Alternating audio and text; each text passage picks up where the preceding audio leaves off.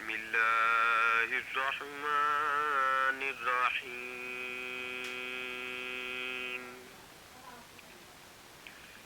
يا أيها المزمل قم الليل إلا قليلا نصفه أو انقص منه قليلا أو زد عليه ورتل القرآن ترتيلا إنا سنلقي عليك قولا ثقيلا إن ناشئة الليل هي أشد وطئا وأقوم قيلا إن لك في النهار سبحا طويلا واذكر اسم ربك وتبتل إليه تبتيلا رب المشرق والمغرب لا إله إلا هو فاتخذه وكيلا واصبر على ما يقولون واهجرهم هجرا جميلا وذرني والمكذبين أولي النعمة ومهلهم قليلا إن لدينا أنكالا وجحيما وطعاما ذا غصة وعذابا أليما يوم ترجف الأرض والجبال وكانت الجبال كثيبا مهيلا إنا أرسلنا إليكم رسولا شاهدا عليكم كما أرسلنا إلى فرعون رسولا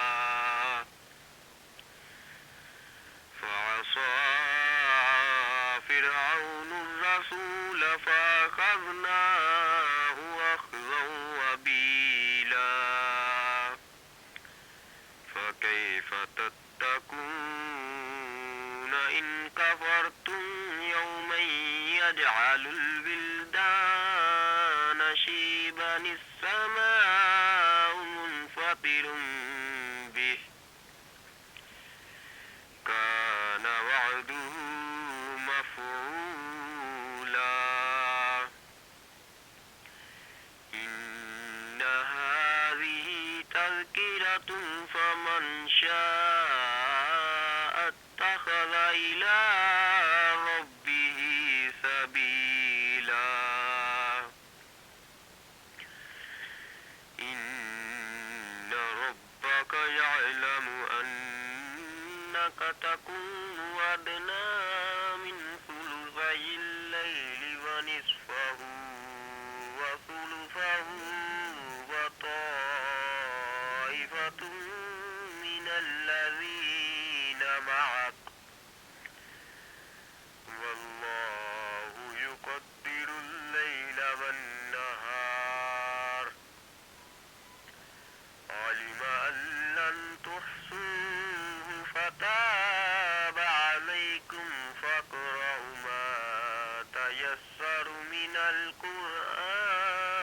القرآن علم أن سيكون منكم مرضى وآخرون